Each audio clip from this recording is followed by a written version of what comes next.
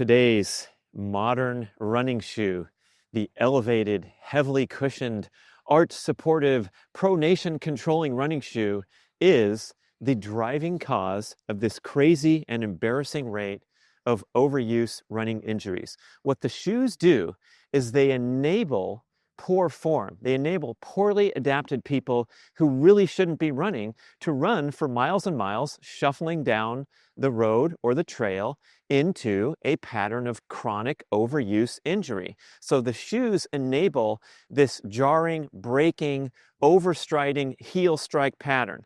That is kind of what we call shuffling, rather than running beautifully and gracefully like a deer or like the athletes you see competing in the Olympics. So because you have these shoes on, you are running your way right into injury.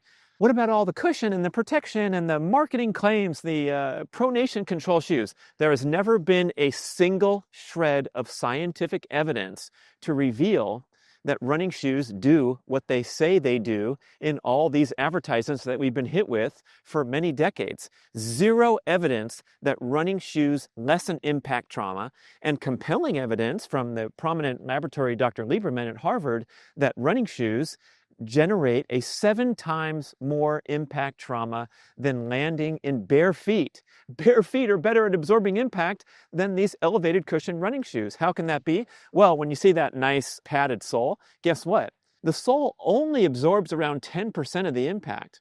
Only 10%.